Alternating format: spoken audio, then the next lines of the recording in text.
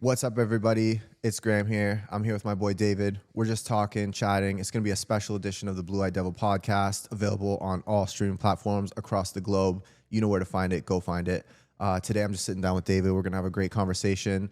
David, I just want to start off with a pretty easy question. Like, where did everything start for you? Like, I know growing up, you know, everybody goes through similar experiences, but where did you find that, like, was your experience to help you become yourself, become David Giffen? Oh man, the truth is, I feel like I've lived the kind of life where I've been more than one person. As you know a little bit about my story, I was an immigrant when I came here from Scotland as a little kid. I was a priest in my 20s and 30s. I've been a podcast host over the last couple of years. I'm a dad, but I think at my core, right, like when I really kind of dig down. When I had the opportunity to lead, whether it was in a project at school, whether it was running for some kind of elected office, whether it was as a leader of a community, when I get asked, you know, I used to say to I had a friend growing up, I wasn't the best football player. And he used to tell me it's because I didn't want the ball. He wanted the ball, right? He always wanted the ball, and he was one of the best players.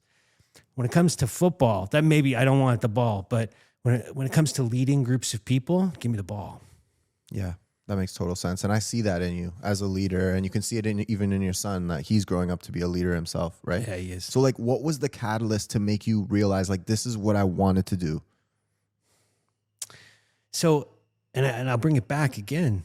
I'm still not sure. I'm at the point where I know exactly what I want to do. Right? You know, I get pulled between different things. I work on the front lines as a case manager for a community service organization. I carry about 16 clients, all of whom have various backgrounds, from criminal history to incarceration to homelessness. And we work on life skills and accessing resources. And it's something that I'm very proud of and I'm good at. But at the same time, you know, I love getting in here. I love producing. I love digital communications. And in all honesty, watching my son start to really gravitate towards these things makes me want to be a part of it even more. So I'm caught in between different worlds a lot of the time. And still trying to figure, at 44 years old, still trying to figure out who Dave Giffen really is. Yeah, and I think we never really stop with that journey, right? Like, we're always expanding and growing in some sort of direction. Yeah, but I think it's like, as we get older, we realize what's important and we start growing in those directions more. Yeah, and I think, you know, I used to be told, don't close doors, right? Or when you close a door, you're headed in a different direction. I try really hard to keep a lot of doors open. Some doors will get closed on you, but you don't have to close them all, right? Like, and I'm seeing now as my own podcast venture and my sons start to develop, a lot of the relationships and communities that we belong to, because of the different work and the varying doors that stay open, it presents opportunities to us that we would never have otherwise. Yeah, that's very interesting. And I think, like, that's what it's all about, is just presenting those opportunities and taking advantage of them and not saying no, like always saying yes, right? Yeah. And so on your journey, like, what were some of the biggest challenges that you've faced, and like what are things that you've learned overcoming those challenges? Oh man, get up off the mat, right? Like, we're all going to get hit. We're all going to get hit hard sometimes, right? And I have been as much as anyone. And there are going to be days where it's hard to see why getting up off the mat makes sense. But there's more for everybody, and there's another day, and you're never over. And so I think for me, it's embracing a kind of resilience that has a deep belief that there is a better day tomorrow. And I have to posture myself that way if I'm going to do the kind of frontline work I'm going to do, and if I'm going to incorporate that into trying to inspire the young man that I'm raising and the communities I belong to.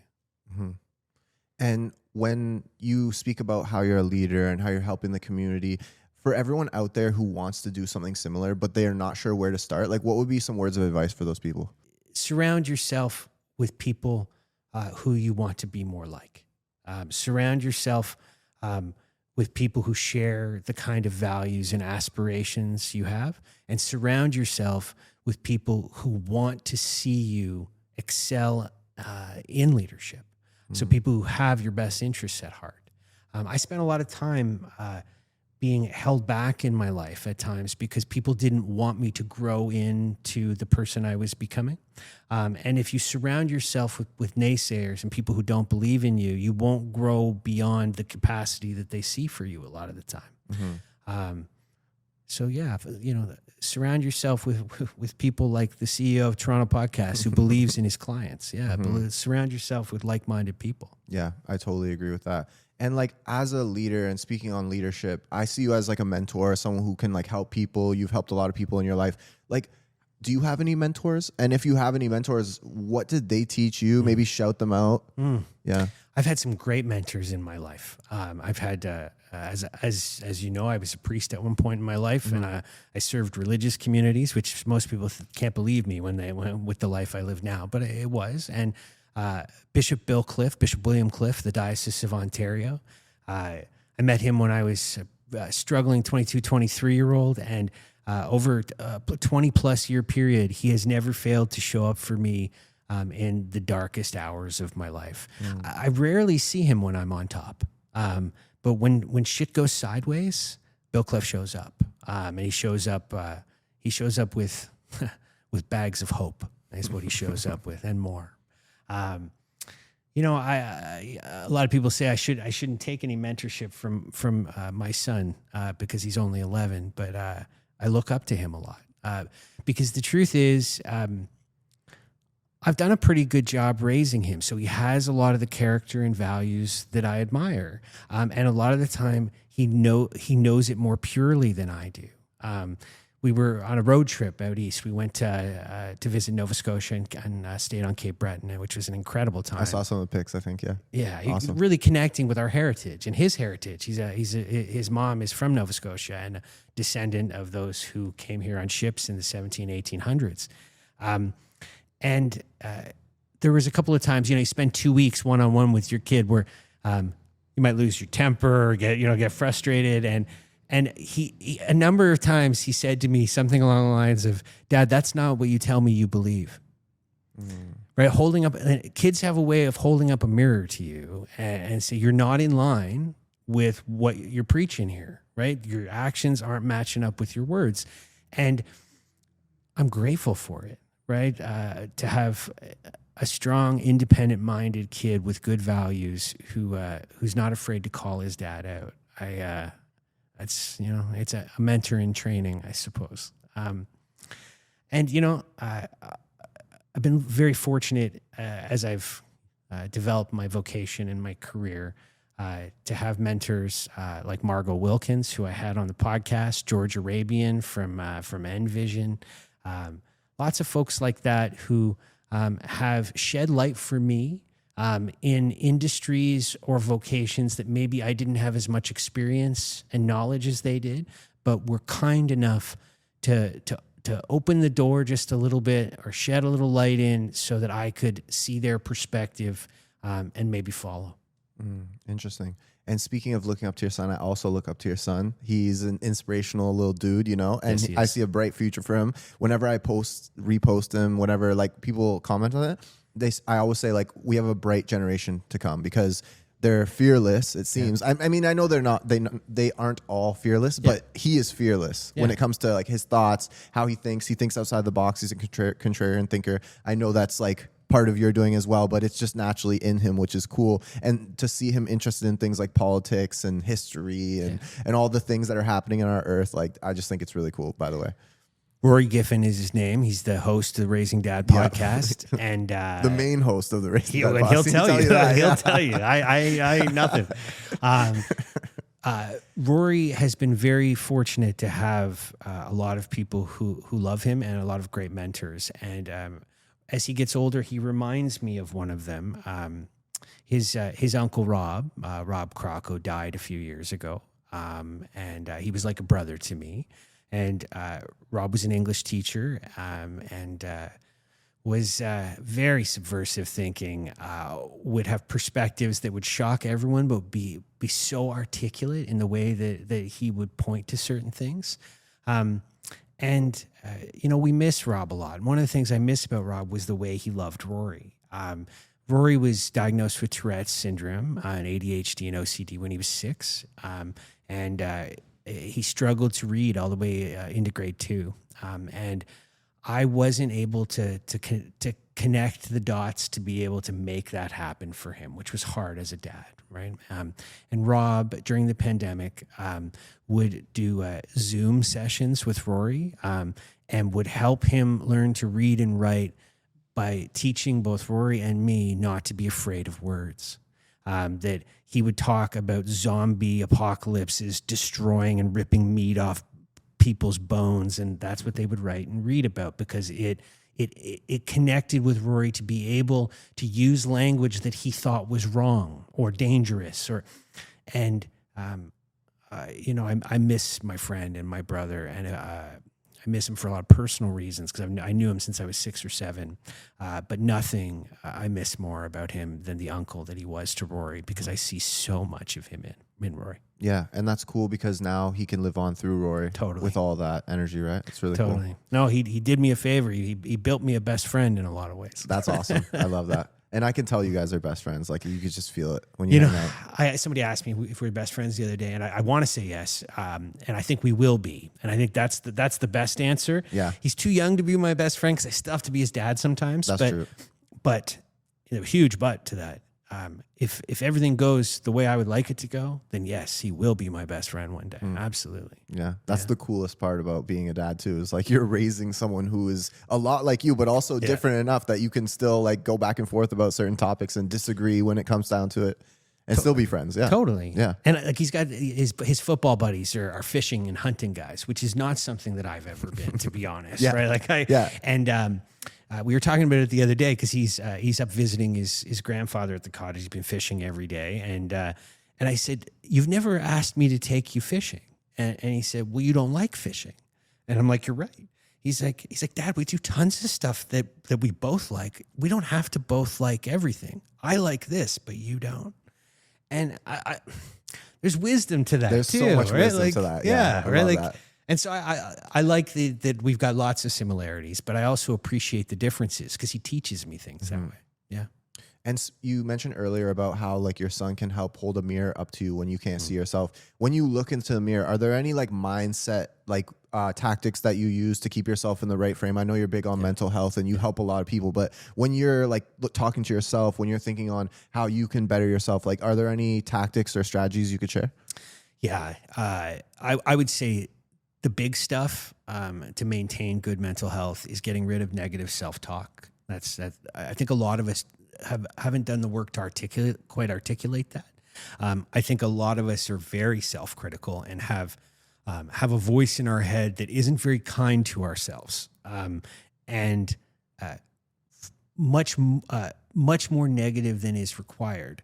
That doesn't mean that you shouldn't be critical of yourself. That's a different thing. But you can be constructively critical of yourself and not self-flagellate. And so I for myself, I had a lot of problems with negative self-talk for a long time, and I work with Rory on that too because he's similar. And so I think, and that's connected to a mindfulness. So intentionally choosing what thoughts are flowing through your head, right? Like we can make choices about what we say, what we think, what we eat, we can make these choices. Sometimes we get caught into this spin of thinking that everything just happens. And everything doesn't just happen. We make choices every day about how we set our day, about who we surround ourselves with, what conversations we engage in, what we consume. And all those things will affect our brain and our mind. And so, I think being a dad has helped me with this a lot, right? Because I might be more inclined to make choices that maybe aren't as helpful to me for short-term gain rather than long-term benefit, but I don't want that for him, right? So balanced meals throughout the day, not sitting in front of a screen for 12 straight hours, right? Not not choosing to spend time with friends who bring you down, right? Like, and some do. I think a lot of the good mental health stuff is just making small, daily, incremental changes for the kind of good health that just makes common sense. It's not that complicated, really. Yeah. And when you discussed negative self-talk and constructive criticism, like how do you balance that? There's a fine line in there somewhere where it's still constructive or if it's too negative, like how do you balance that? Like what do you typically do? Well, I think, give a couple of examples. One is the persona that some of us have to adopt to be able to do the work or the job or the sport or whatever it is. Like think about Kobe Bryant and the Black Mamba, right? Like he needed to become that on the court to be able to function the way he did. And Rory talks about that as well on the football field, that he has to get angry in a way that he would never get angry in real life to be able to enter into physical violence the way he does between the whistles, right? So I saw you post something the other day. I'm trying to remember exactly what it was, but it had to do with when you've achieved so many things, sometimes you can't quite see how much you've achieved over a long time, right? It starts to feel like nothing's going right, even though so much has, right? And that's the kind of unconstructive criticism, right? Like if you're beating yourself up over not achieving everything you wanted today, but over the last year you've achieved huge milestones, right? Like it's being able to be reflective enough from a wider view and be able to see the trend. In the kind of addiction work I do, we talk about the difference between like lapse and relapse and harm reduction versus like full on sobriety. And what I get from that is the recovery model that I believe in, which isn't just for addiction. It's really, we're all recovering from something, right? So like the recovery model I believe in is about a trend. It's, look over a 6-month period, is the trend moving like this? Is it like this? Is it like that? Right? Like, and if it's moving upward, if it's moving upwards the wrong way, if it's moving in the direction that your goals and aspirations have set out, then you're going in the right direction. And the day or the couple of days, the lapse that has maybe taken you back a little bit is only relative in the wider scope, right? Like if you're only looking right there, it looks like everything's catastrophic and disastrous, but it's not. It's not in the wider view. Yeah.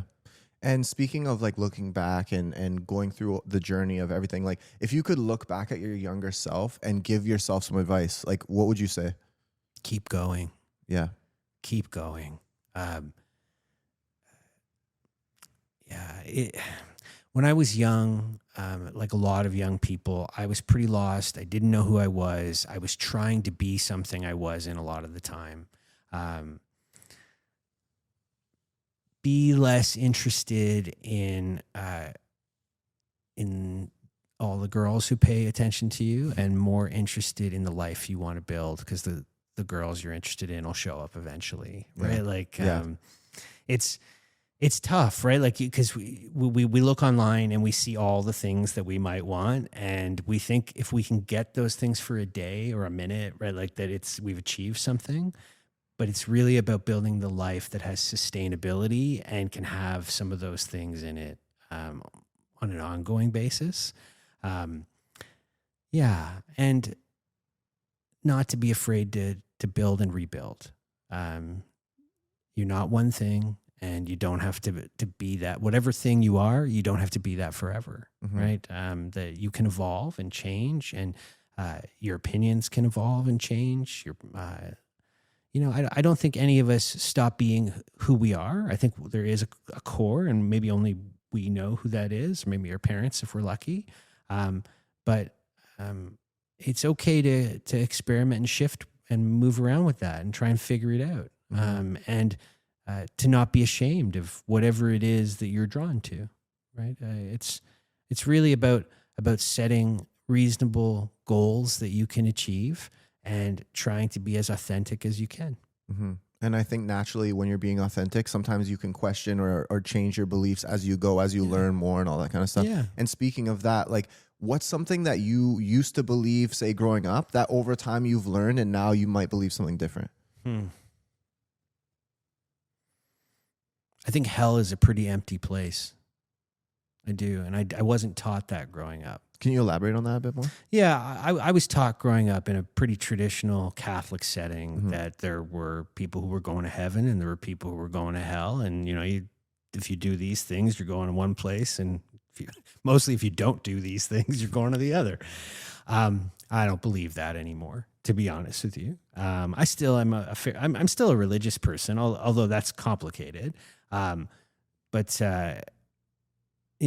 me tell you a story. My grandfather told me this story actually, and I told it back to him the week before he died during the pandemic. And the story goes like this: that St. Peter and the angel Gabriel are standing outside the pearly gates of heaven. They've got the big book there with all the names of everyone who's allowed to get into heaven, and there's a big lineup of folks who are, waiting to get into heaven. And Peter says to the angel Gabriel, he says, something's wrong here. There's way too many people in heaven compared to the number of people you have in the book. You've been letting too many people in. You're letting people in who are not in that book. And Gabriel's like, no, I am not. I'm not doing that. There are all the people who are in here. I send everyone else away, and you know where they go. Peter says, I'm going to go check this out. I'll be back in a minute. He goes, does his rounds, come on back, and checks in with Gabriel and says, Gabriel, never mind. And Gabriel says, what do you mean, never mind? What do you mean? Like, if there are more people in there, they are in the book, we're not doing our job. Peter says, never mind. What do you mean, never mind? Gabriel, it's Jesus. He's pulling people in over the walls.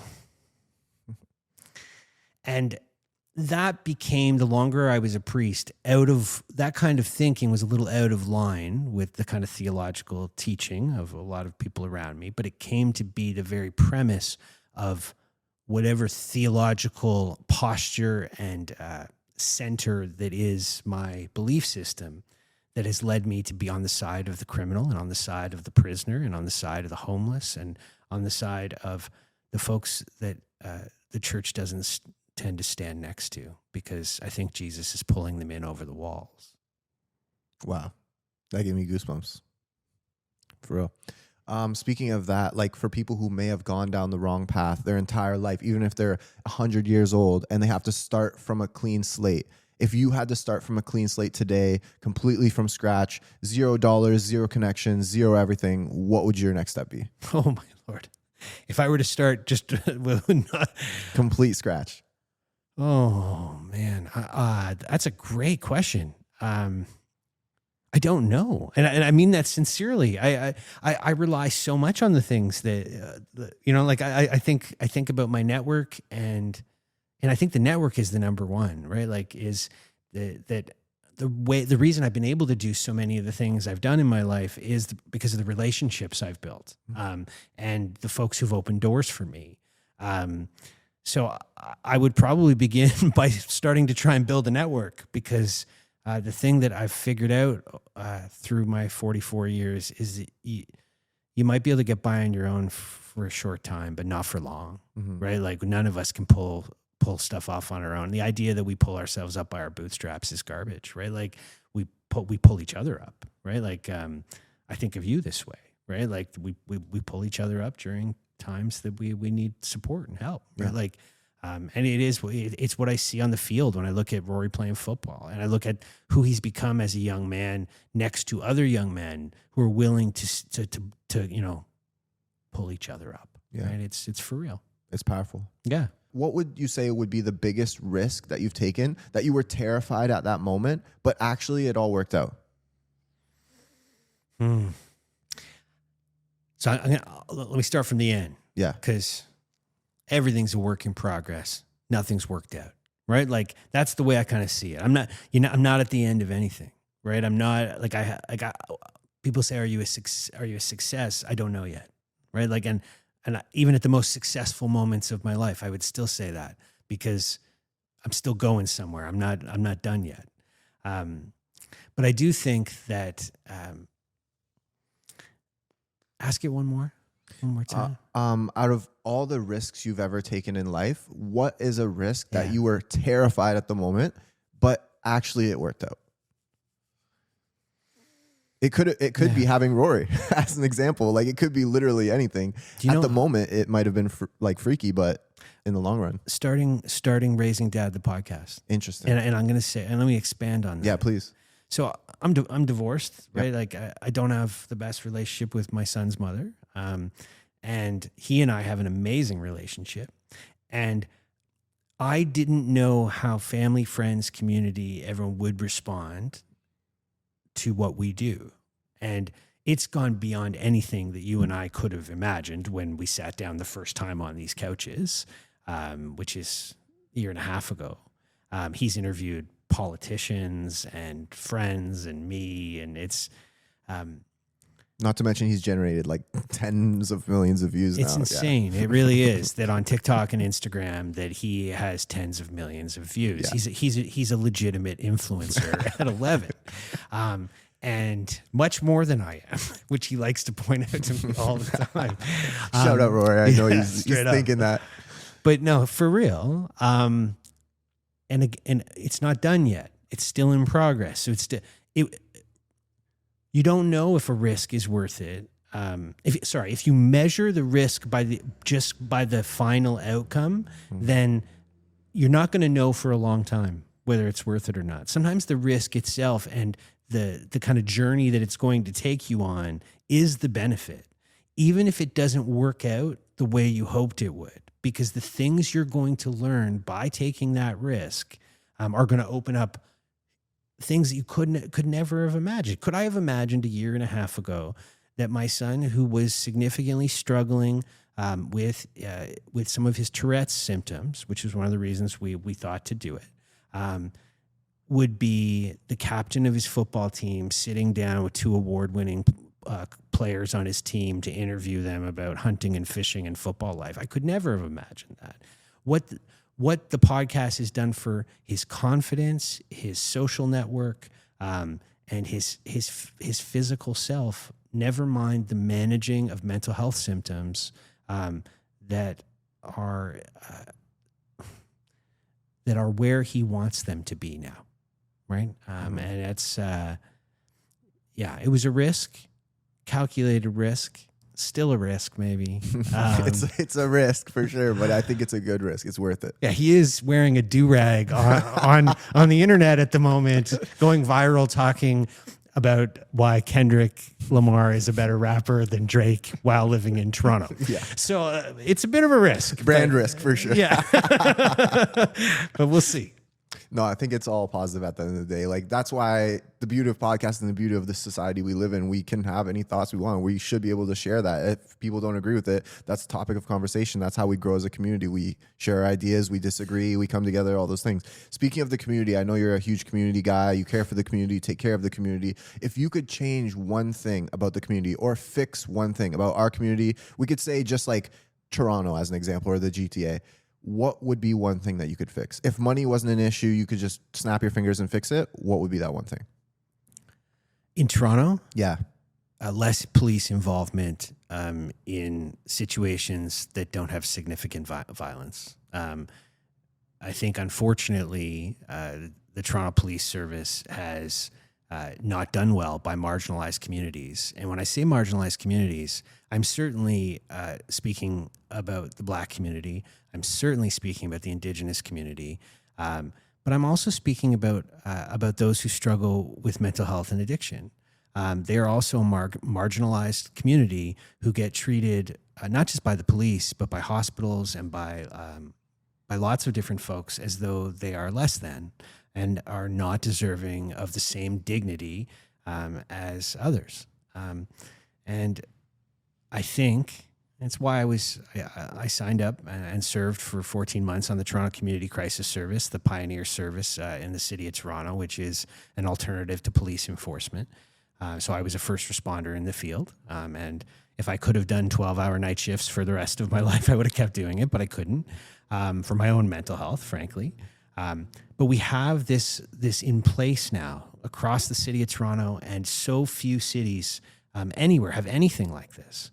And if we access it and utilize it properly, then instances of police brutality, police overreach will be removed, right? They won't be possible to happen the same way. I've said this on other podcasts before. There are instances where police enforcement is necessary. I've never said otherwise, but not even close to the number of calls that police respond to, right? So that would be the big thing for me, and it has to do with my values, the communities that I love and serve. But at the heart, it really is about those guys getting pulled in over the wall, right? Mm-hmm. It's about wanting reconciliation with those who may have broken it, and not wanting the kind of enforcement that creates the kind of trauma that only just sends people into a new spiral of shame, hurt, and hurting other people.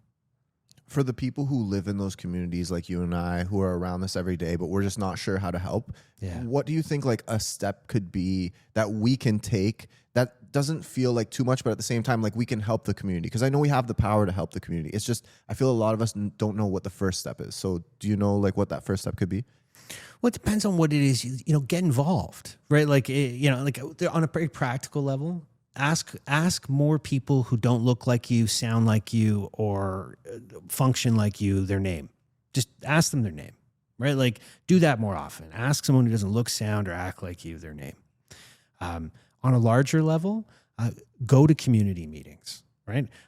Sign up for volunteer opportunities. The World Cup's coming, right? Like, it's going to be a madhouse in this city. Sign up to volunteer at something and participate and offer dignity to people who are from other places. Read more. And I don't mean to say that condescendingly, but I think a lot of people in our society have a lot of big opinions and are not as informed as they should be, right? Like, and you have every capacity to be. Because of our access to everything that's on the internet, never mind artificial intelligence now. But read more, be curious, ask hard questions, be self-critical of your own beliefs. Not so that you necessarily will change them, but so you'll understand them better and be able to articulate them better. That kind of thing. Yeah. We spoke earlier about being a leader and being like a strong, like, like a pillar of the community. Are there any leaders or pillars of the community that you look up to that maybe you haven't met yet that you'd like to meet one day? That's a great one. Rory interviewed Dr. Jill Andrew, who's a hero of mine. And I loved listening to her talk on their interview, and stayed in touch with her. Someone that I'd like to sit down and chat with sometime. That's a good question. You know what? I'm kind of blanking on you right now. Who? It could be anyone. It doesn't necessarily need to be in Toronto either. It could be anyone. Deion Sanders. Cool. I would love to sit down with Deion Sanders on my podcast, actually. So yeah, Deion, if you're listening, he is. Not only a really fantastic human being, but he's a preacher himself.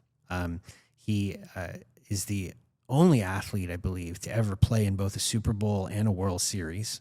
And he's a hell of a father.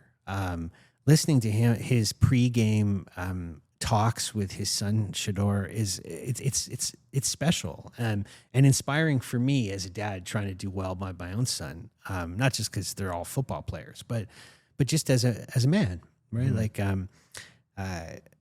I admire Coach Deion a great deal. That's cool. Yeah.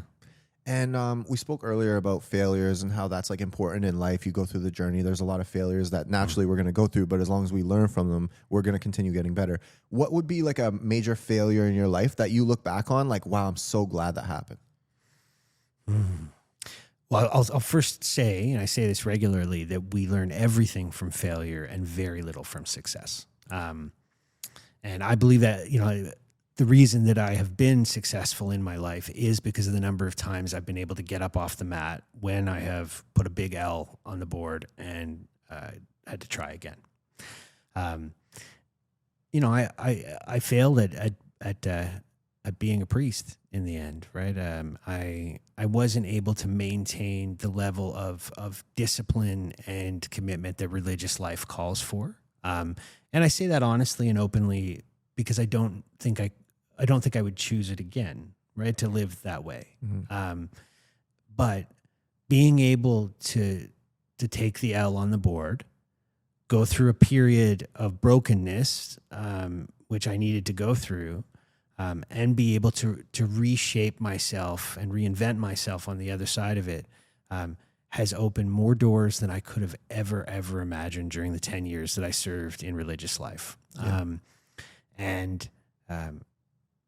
Although it brought me so much pain and heartache and loss of a number of different kinds, I wouldn't change it, and because it's built me to be the man that I am now.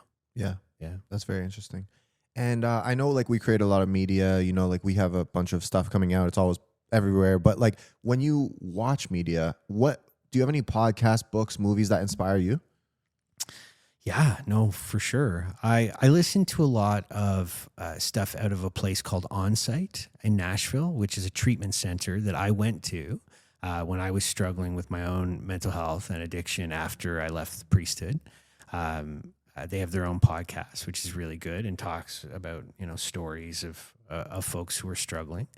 I believe in shared suffering, right? So like the more we can listen to stories of folks who've gone ahead of us in ways that we might be headed, the better. And so, you know, I'll also listen to Joe Rogan occasionally. Do you know what I mean? Like, so I'm quite happy to hear, because, you know, he gets some of the best guests, right? So we live in a strange culture now, right? Where TV is not what it used to be. And now YouTube has really taken over.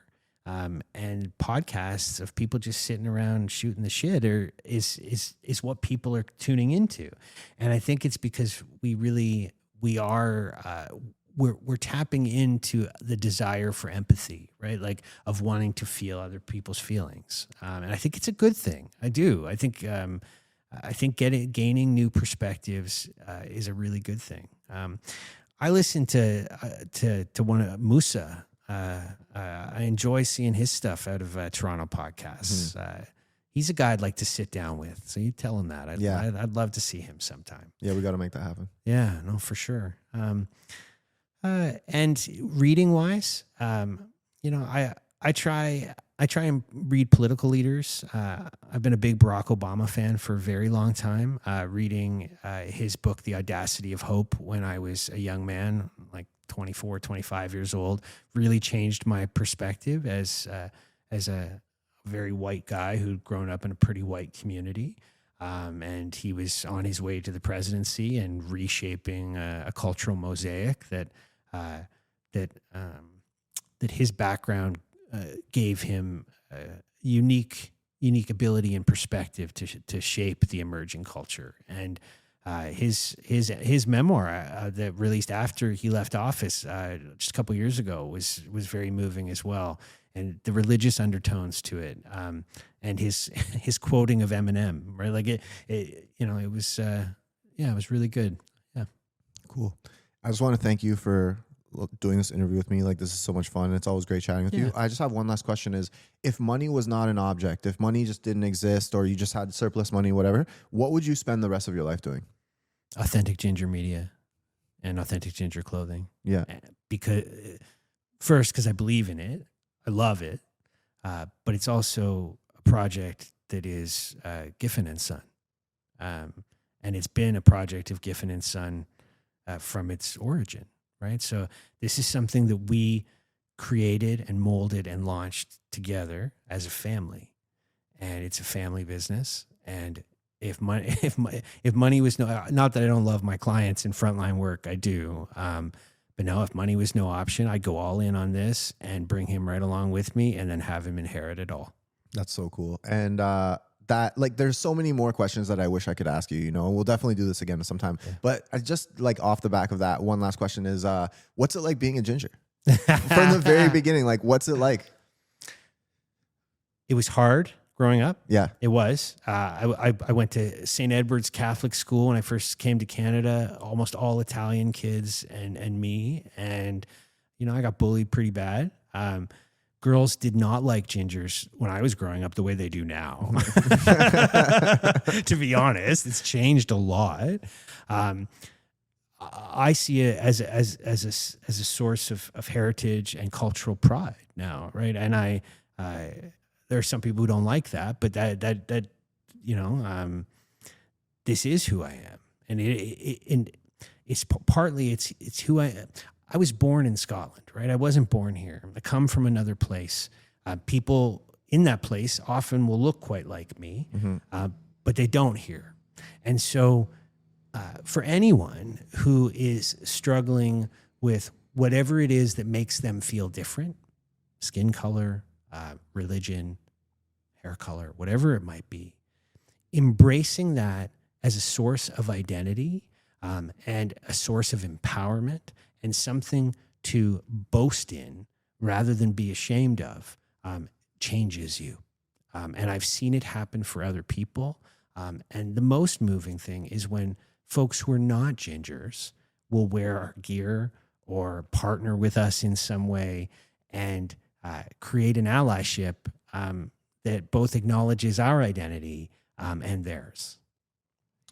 Interesting. And just to nerd out about melanin, we're pretty much done now, but I just wanted to say this is that melanin is such an interesting thing, and gingers actually have their own version of melanin. People can fact check me on this, but I believe it's called phenomelanin or pheomelanin. And what I learned that's interesting is that it's a completely different melanin that everyone else has, as well as, I believe, people fact check me please, is that gingers can create their own vitamin D. It's insane, isn't it? It's pretty cool. We require more anesthesia in surgery. We feel temperatures, both hot and cold, differently than any other people, more extreme. These are real things. Yeah, These are I've read a little bit about this, but I didn't even know the anesthesia thing. That's crazy too. Yeah, no, it's for real, and it's if you're not a redhead, why would you know? Do you know what I mean? Totally. But and the number of redheads who I've met who tell me afterwards where they're like, I knew all of this, but I didn't know it. Like I knew it from like my experience. Yeah. But it's real. Yeah, right? It's a real thing. We're different, right? It's it's so cool. Yeah. And there are a lot of great examples of gingers who have done really cool shit. Like Shaun White, growing up watching snowboarding, one of my favorite snowboarders ever. Ginger. Dude is an animal. Yeah. He's insane. He's got that ginger blood in him, you know? I met a girl once at a bar, and I had my hair down. She kept calling me Shaun White. I was like, yes. Yes. I'm like, how did this happen? I love this. But David, really, really nice sitting down with you, brother. Always a pleasure. Yes, indeed. And shout out to everybody listening and watching Blue Eyed Devil podcast. And if you haven't watched the Raising Dad podcast with David and his son, Rory, definitely go check that out as well. And shout out to you guys, man. Keep doing your thing. And I'm really happy to see you guys growing and continue to grow and going viral and all that crazy stuff. And Graham, before we actually finish, I'll just say this last thing. We would not be who we are at Authentic Ginger Media. Any of our podcasts, the work that Rory's doing, none of it would happen without you. And what you've done over the last year and a half, creating this podcast empire, is something to be lauded and applauded. And for real, man. Thanks, brother. Appreciate you.